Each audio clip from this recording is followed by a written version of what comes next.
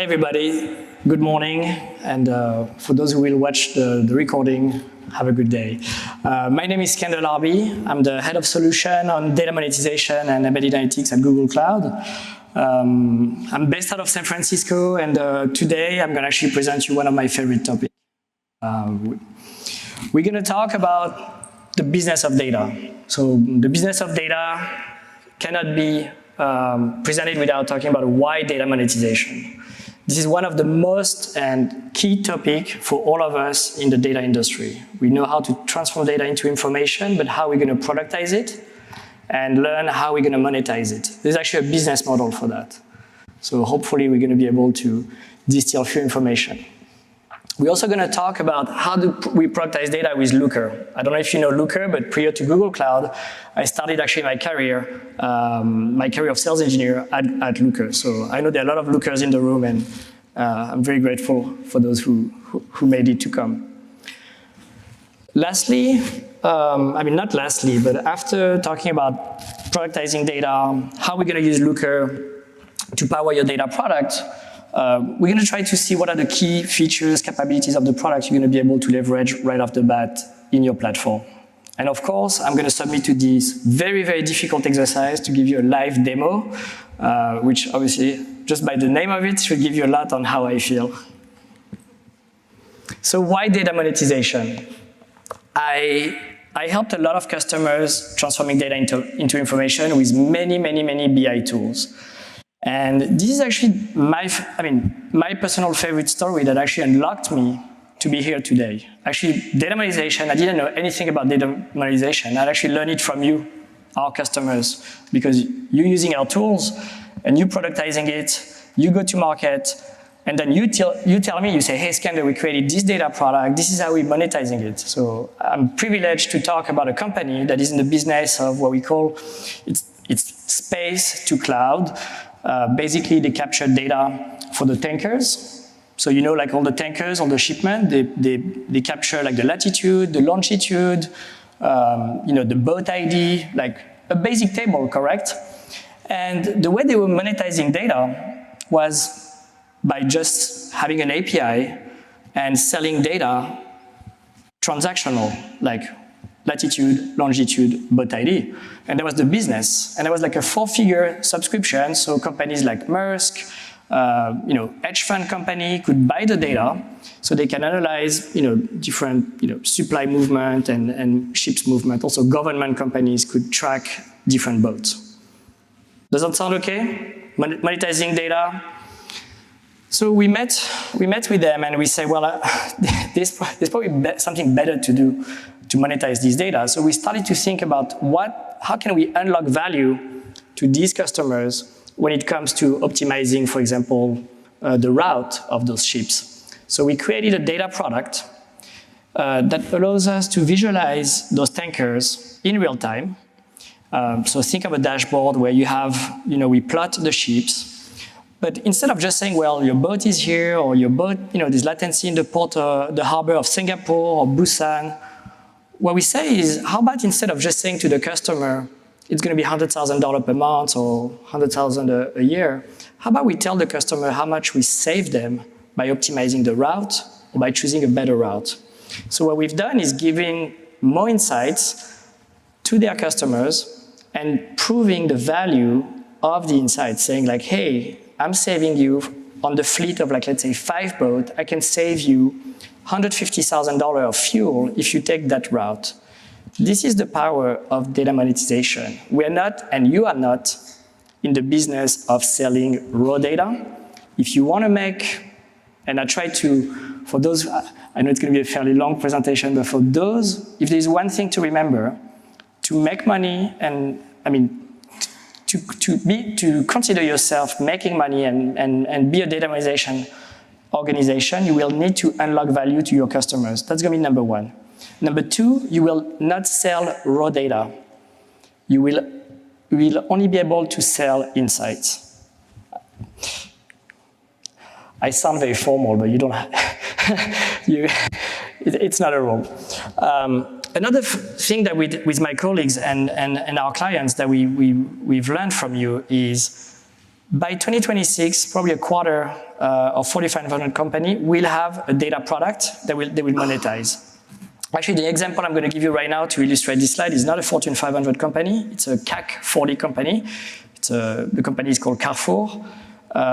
They are a retail company. One of their flagship data product is called Carrefour Links, and they productize data that they resell to companies like Unilever, Procter & Gamble, Mars, where they're going to basically aggregate all their transactions and create a portal to analyze the market shares of a product, but also analyze and access competitive data so they can understand where to put pressure on advertisement for a certain product. So this is going to be a prediction, but try to keep that in mind. And pretty much every company, a lot of people ask me, is it just a digital native organization? Actually, yesterday I had a conversation at the booth. From financial company to very traditional legacy company, even device company, you know, like I'm not going to give the name of the company, but you know, like the air filters that you have at home, like all the devices have now a mobile app to prove and have charts to prove that the air quality is better, that the temperature is lower. There's always like proof of value. So now I talked a lot about dataization, but I also talked a lot about data product. What's a data product? So you can take a photo of what I mean, there are so many definitions of what's a data product. My personal, especially when I'm a little, like today, in front of a big audience, I always think of a data product as an application that has analytics, some prediction. Obviously, you're going to use some machine learning, artificial intelligence. But the last one is, even when you define this data product, one thing is missing here. It's actually the audience. A lot of people are going to build the most sophisticated data product without considering who is behind this data product. So if I may, I know it's always in real time. You're going to have great UI, great capabilities, especially at the conference. You've seen all the capabilities around artificial intelligence, machine learning, data analytics, storage, streaming data. Never forget, when it comes to data monetization, your number one parameter is the audience. A lot of content here. Don't worry, I'll help you unlock all the content here. When it comes to building those data products, remember data products have visualization, prediction, analytics, and an audience. One pattern that we've identified is in the future, and actually the future for some is the present for some other companies, a lot of BI companies are going to become profit center. Business intelligence company or people working in the data analytics are now, they analyze finance data, sales data, analytical data, process data. This cannot sustain. Most of the BI companies are going to evolve toward a model where they're going to become profit center. All the insights they have capitalized internally, they will start to create product external to the organization. Let me give you an example. If you think of inventory, let's say I'm a business intelligence person at company A, I'm doing inventory analysis. I can report to my manager, this is the inventory, this is the stock, how many e-bike I need to fulfill, etc., etc. Now, I can create a data product inside a web application where I provide, for example, on the e-commerce page, I can provide the inventory, for example, for you. And I can say, well, you want to buy this e-bike. My inventory KPI says there are only 2 bikes left. So when I'm in the scenario of business intelligence, I can analyze my inventory. If I unlock value to you, I can basically create a new behavior to speed up your behavior of creating a transaction and hopefully buying the e-bike. I don't know if that was a eloquent example, but transformation from business intelligence from cost center to profit center is something that we see across the board. But I'll give you a better example. Now, when we talked about data visualization, I read so many papers on the economic, Financial Times, data is the new oil. And I was like, wow, I talk to every companies every day, so I'm talking to very, very rich people every day. Actually, monetizing data is not something you can monetize. Data is a potential resource that only once you're going to transform it, enrich it, you will be able to monetize. But how are you going to do that? Actually, there are only 3 ways to market your data. Obviously, I invite you to challenge me when I leave the room, but there are only 3 ways to monetize data. At the bottom, the first principle is called indirect monetization. This is, in my personal opinion, the thing that you should save, bookmark, screenshot. This is the most powerful go-to-market motion of data in the world, indirect monetization, and I'll come back to it. The second one is direct monetization. And the third one is a combination of both, and I'll give you some more detail, but the diamond is basically indirect plus direct monetization, and also you're going to provide extra service to your customers. So it's not just going to be a product, it could be consulting, it could be customer success, where you're going to help your customers understanding your data. So indirect monetization is everything that you use, but you don't even know you're using it. Let's say you are trading stocks, or you are trading a cryptocurrency, or you're on a portal for your real estate, you're looking to buy a house, you see all those metrics. They're going to influence your behavior. For example, you want to trade Bitcoin, you're going to see peer comparison. You're going to say, oh, today 80% of the people are buying this stock. For those people in the room who are data specialists, this is a peer comparison analysis. Once put in a product, for a consumer, it's going to change my behavior and confirm that, yeah, maybe I should buy it. Indirect monetization will only be seen for consumers. What does that mean? Consumers like myself, we don't buy data. Like if I buy like a bike or a connected device, I'm not going to buy the data to know about my performance. So if you think of, I mean, for all of you in the room who are in the business of creating application to consumer, the only go-to-market strategy viable is going to be indirect monetization. And what is indirect monetization is everything to do the proof of value, customer acquisition, retention. You're going to basically provide metrics that give value to your customers, but you're going to give it for free. The direct monetization is going to be for businesses. What is it? A lot of you actually in the room have for some of you in the room that are in the SaaS business, you probably have a freemium offer. For small, let's say small businesses, medium-sized enterprise. The further down you go to the enterprise, the more you're going to have data analytics package in your SaaS product. So you're going to start selling and upselling your customers with more data products. And I'll give you some examples, so hopefully it's going to be clearer. So my personal checklist that I go over with every executive in the Bay Area or every customer I meet in the world is the following one. Remember what we say, sell insights and not raw data. Actually, every database or any vendors in the planet that says you're gonna just share data and make money, forget about it. Subscription is typically $6. There's no tangible value to raw data. Only a data product has a roadmap and is self-regenerated by your ability to execute upon those products. So always sell insights. Name your data product. Why? If you go on those pages of those companies, they say, oh, these dashboards and reports, whatever work you do, it's going to be commodity. It's going to be like a coffee. Nobody will perceive the value of your data product. If you work on competitive insights, call it competitive insights. If you have sales and revenue data product, call it sales and revenue. If it's risk management insight, call it risk management insights. Productize your data, name your data, brand it, and make it evolve. It's not just going to be yet another dashboard in your product. Third one, this one is actually fascinating. Introduce every company that don't know how to define what I call golden KPIs will fail. What are the golden KPIs? Using them every day. If you take your writing, your application to use, I was about to say Uber, so Uber, Lyft, or any other application, you have a score for you and for the drivers. This is what I call the golden metric. Between your customer and your company, you need to have a contract as a data product. This contract is translated by what we call golden metrics. When you go to your financial, your brokerage company, when you land on the page, you see your yield, your total balance. For every successful companies at Google Cloud we've been working with, they are all able to define between 1 to 5 golden KPIs.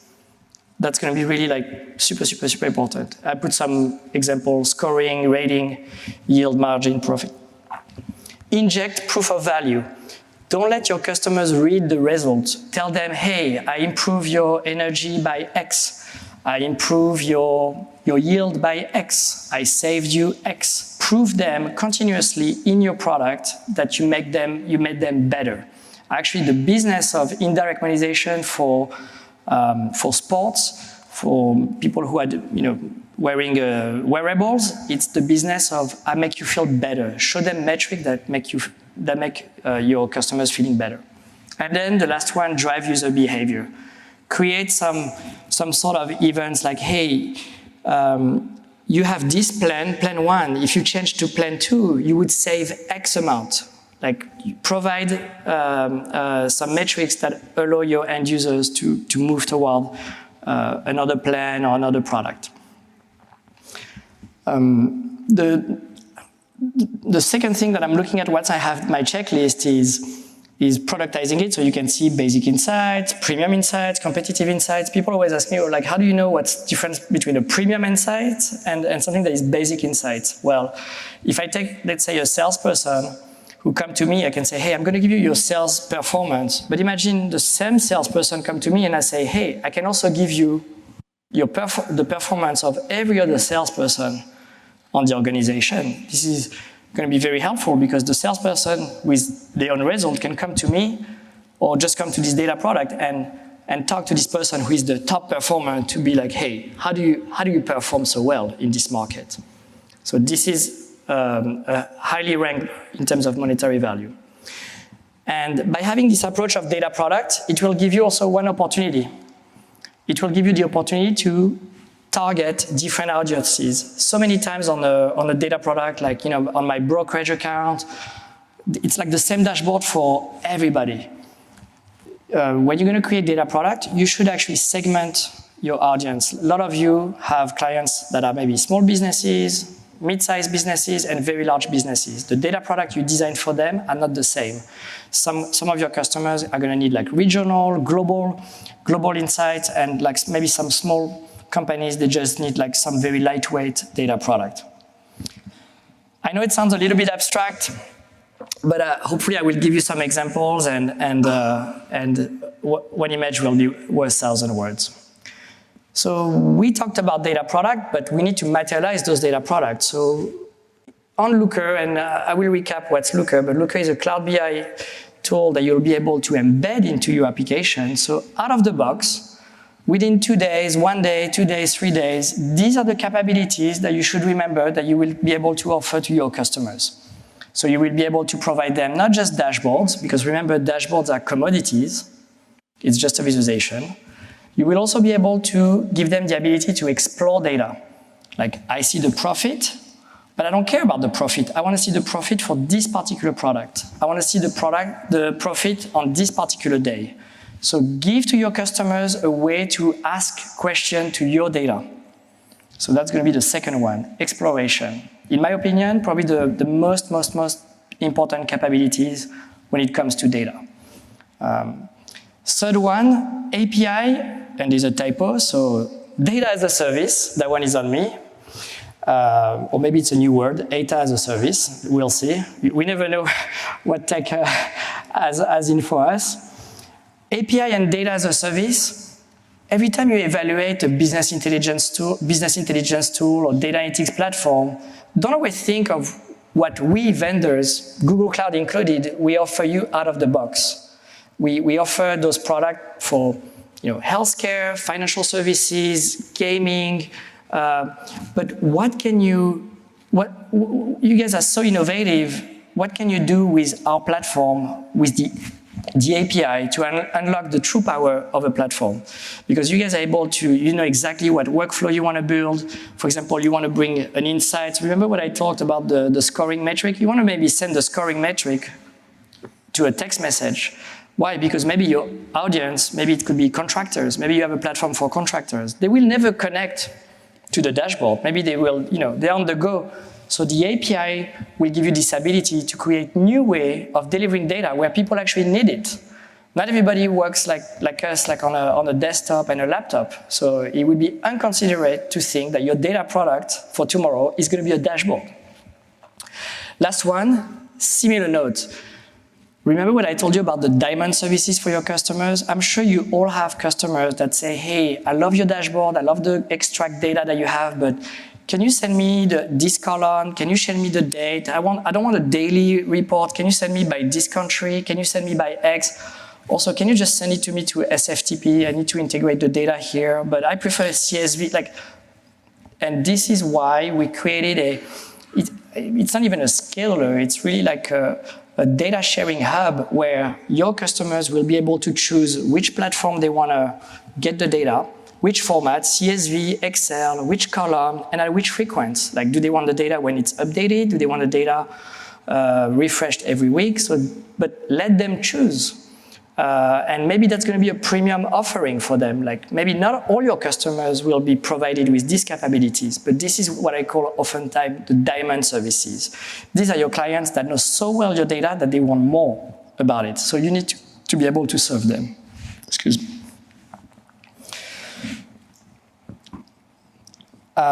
So as I said, this presentation doesn't come from me. This presentation comes from you, our customers. And this is one of my favorite customers that I had the pleasure to work with. I don't know if they're in the room.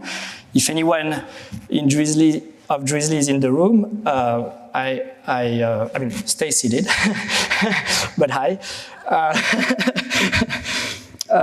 Drizzly is an alcohol delivery company. You can basically deliver champagne and, of course, non-alcoholic beverage as well for those who don't drink alcohol, especially for those who went partying last night. I'm sure today you don't need any more alcohol beverage, but this is a delivery application that has been acquired by Uber in 2021. And when we worked with them, they were doing business intelligence. They were analyzing the sales data, the sellable product, the trends, like, is the tequila most sold in the tequila, whatever brand is most sold in New York than in San Francisco. And they were analyzing all of that internally. So remember, cost center. And what we said is, how about we create a suite of data products that will allow us to go not provide this information to the management, but provide this information to the actual producers of alcohol, the distributors. So Drizzly, who is a B2C business, transactional, delivering alcohol, created a B2B business of data. And how they've done that, they created 4 data products. They listed, and you can see here, you can read probably better than me from here. Actually, I have another screen. Sorry, I'm not used to this setup. They created a list of business answers they can answer, like basic sales data, basket mix, competitive rank. And what they've done is they've ranked those insights by monetary value. Bronze, silver, gold, platinum. So if you're like the Heineken of the world, the Constellation brand of the world, you're probably going to have access to the platinum version of it. And what you should think about, these guys didn't even have a sales team to sell those data products. So what do they do? If you don't have a sales team, how do you make money? How do you go to market? I see some people saying, well, you're not in a good shape. Digital? It's a digital solution. So what they've done is they've given platinum to everybody. You know why? Because they didn't know what data product would work. So they gave platinum to everybody. So they were not in the game of like selling net new data product. They were in the game of retaining people. Maybe me working as a distributor company, maybe I'm only interested by the trend or what's been searched. And for you, my advice is create as many data products as you can, kind of like a bookstore. Create as many insights as you can, qualify them, categorize them, because your client is going to be within the company, and they're going to access, for example, the competitive data, for example, all the time. And these are the customers you want to capture. Don't anticipate on what your customers want. Create a catalog of insights by product, and let your customers decide what insight is going to be valuable for them. As a side note on this use case, when they got acquired by Uber, think of a company that got acquired that has a B2C business and also a B2B data business. So this is something that I really want to emphasize on. Why is it so important for you to bring on this data product notion to your leadership and not thinking about, oh, I'm doing BI, I'm just serving insights. Remember I talked about indirect monetization? Well, this is indirect monetization. You see it, but you don't put a name on it. They give you free insights. Oh, it's fun. It's, you know, in Mexico or in France, where I'm from, these are the top 5 champagne that people drink. And this type of insights are giving the proof of value, and they give to their customers a little teaser on the full extent of their data product. So this is something that is done by the best companies in the world, and you're going to see it more and more. It's like top 5X, top 10 best product, top best sellers, and then they start providing insights. Very, very powerful technique, especially when you want to create your go-to-market strategy. Another client that I love working with, also I love their platform because I'm not a very good website developer. Wix, content and website creation, they've created 2 data products with Looker. One is web analytics, and the other one is sales analytics. So for people who build e-commerce on their platform, they need to provide a rapid way of analyzing data. So they've embedded Looker with 2 forms, iframe and API.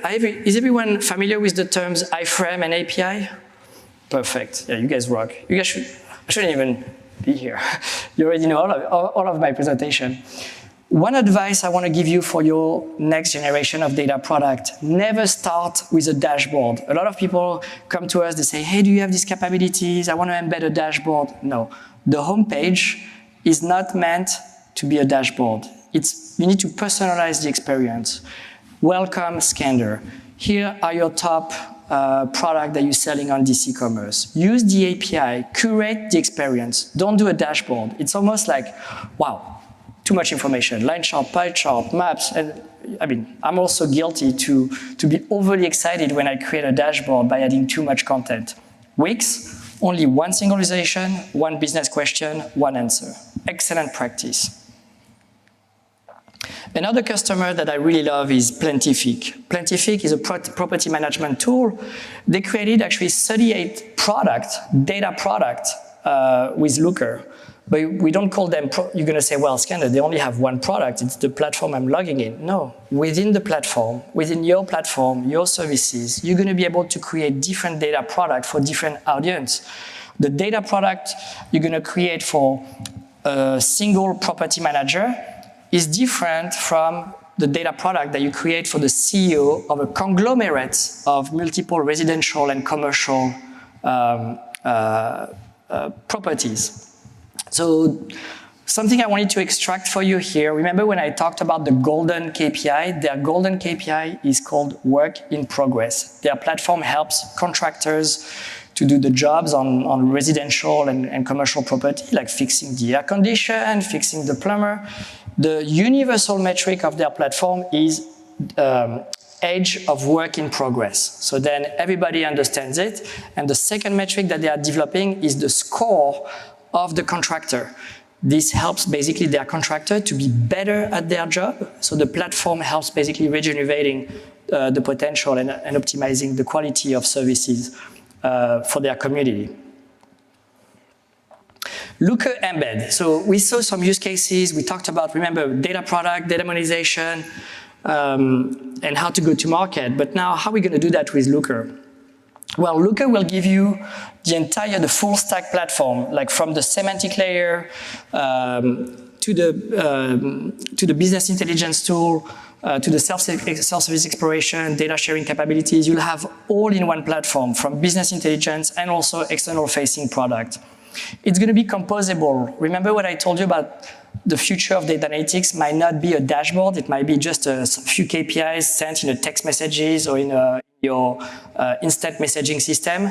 So this is something that at Google Cloud we care a lot. We know that not everyone works off a desktop and web browser. Intelligent. Well, as you know, in the Google Cloud family, there's not just Looker. I'm sure you've seen a lot of other products.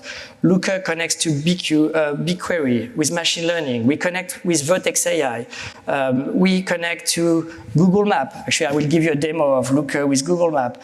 The idea and the way I think of Looker is an ingredient that is going to be part of your recipe when it comes to building your product. So assemble those ingredients like a chef and build your recipe, and that's what the platform of Looker will be able to give you.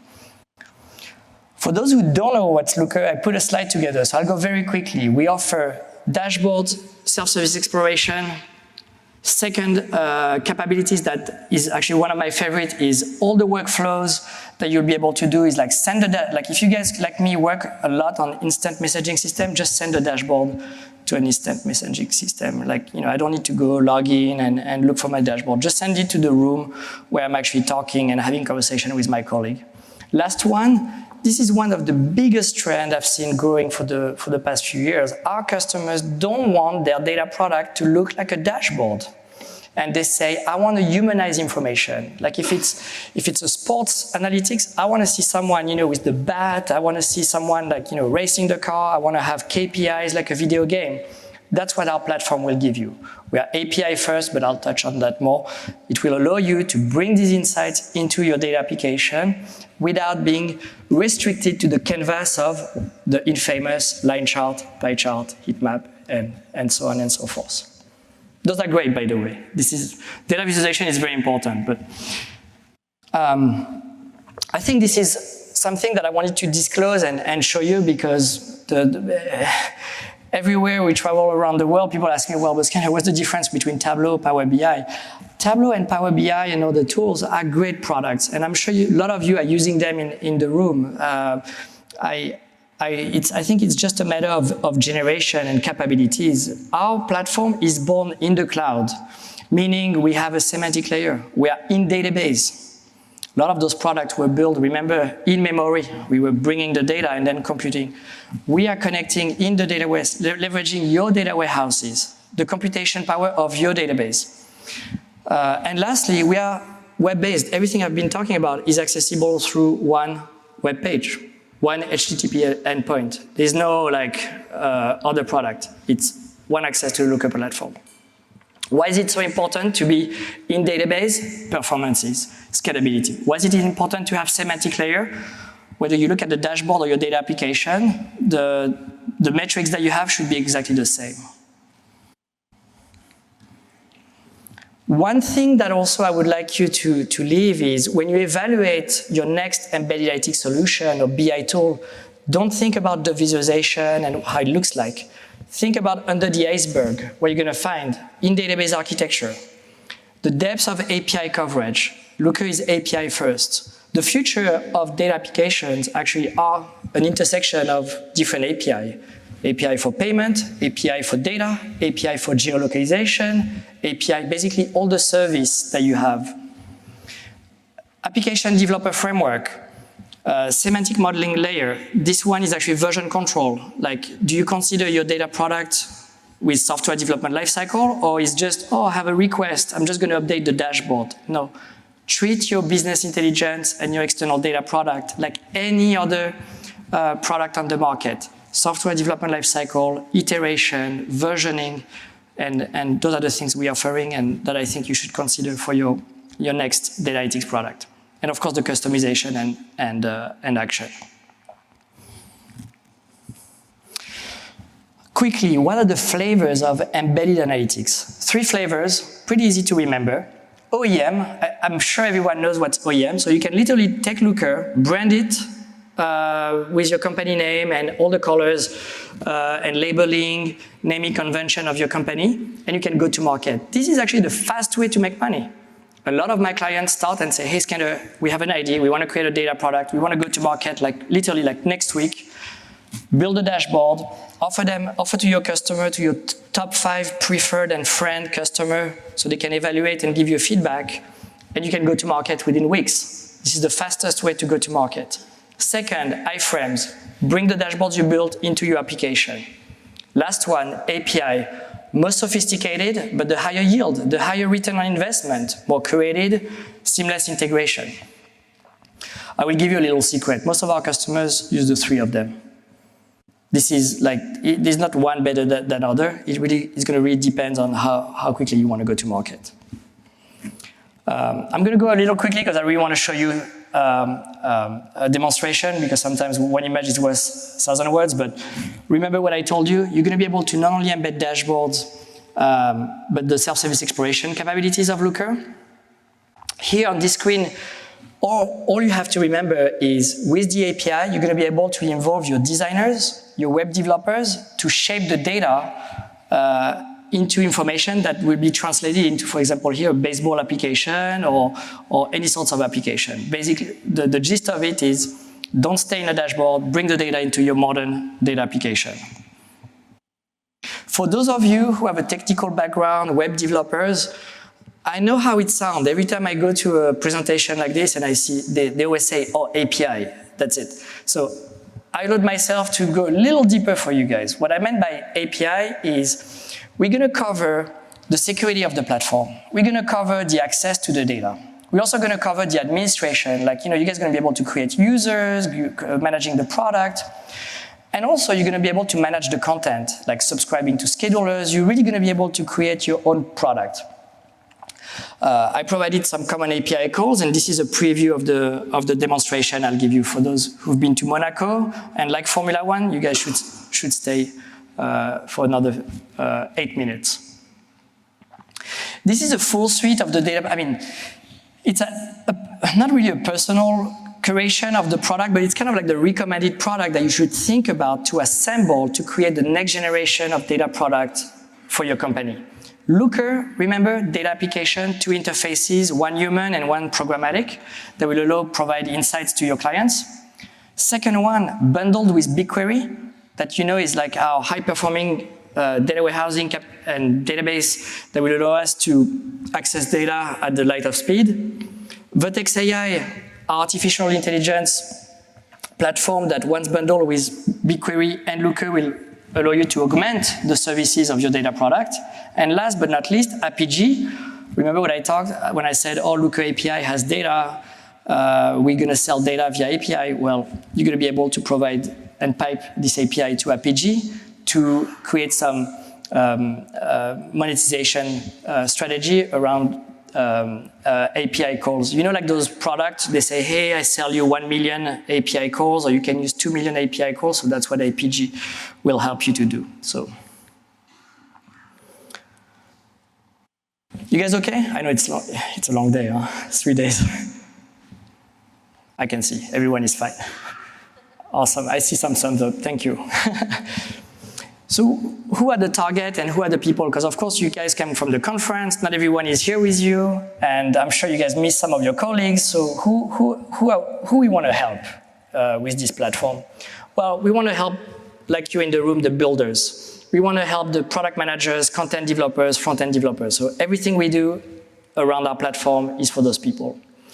But the second, if not the most important person, are your consumers when it comes to data monetization. So we want to think about, to look good, we want to make a beautiful product for your consumer, whether it's B2C or B2B, and that's why we have all those capabilities around B2B, SFTP, send data to Google Cloud Storage, etc., etc. So don't think of us of like lightweight visualization, think of us of like powerful data insights platform.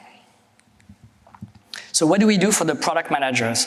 Well, for the product managers, we give them the ability to spin up Looker within minutes. It's right off the Google Cloud Console. You can spin up Looker, build a dashboard. You have a link that says iframe. Call your web developer and say, hey, embed this snippet of code into your product. I want to see how it looks like. So you're going to be able to do rapid prototyping before go to market. Also, and I'm sure it's very important for you, most of your customers are going to be multi-tenant. You want to make sure that there's going to be single sign-on, authentication, row level, column level security. So all of that is managed by our semantic layer. But we abstract all of that so it's easy for your product managers to create data products. Content developers. Well, we want to make sure that whatever we build inside Looker is going to be added capabilities for your customers. So we are continuously growing our roadmap and product capabilities with visualization that are going to make easy access to insights, but also branding. For example, here you have the themes that we just updated on our product that will allow basically Looker to look like your product. And last but not least, for the front-end developers, what we've done is, and that's probably not for everyone, but we have an API Explorer. But I also, this morning, I actually used Bard. I updated this morning, I used Bard, and I didn't know how many Looker API functions were in Looker. And there's like over 1,000 functions of the Looker API. Remember, managing security and the content. So our API is probably the most comprehensive part of the product, because everything we built in Looker is first built into our API. So if you have developers that want to help growing the platform, we are welcoming them, and feel free to connect them with me and our colleagues that works at Looker. Oops. I think we've seen that, huh? All right, let's do a little demo. Knock on wood, it's going to work.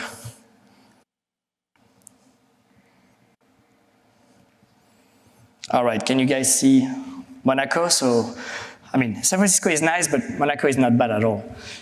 So let me actually set up the prompt here a little bit so you guys know what you're going to see. What we thought about is how can we create a data product by not just embedding Looker, but embedding a lot of capabilities, Google Map, BigQuery, Vertex AI. What would be the future of an immersive data application that will allow us to analyze like third-party data, first-party data, real-time data, but also video data in a almost like near real simulation.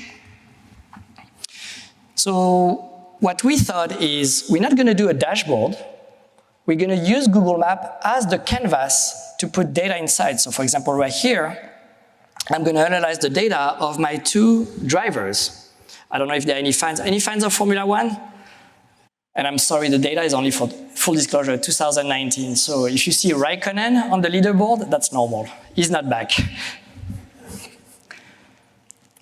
So what we wanted to do is actually plot data on Google Map. I don't know if you know about that, but Google Map has released a capability called 3D photorealistic that allows us creating physical visualization where we're going to be able to plot data. And remember what I told you?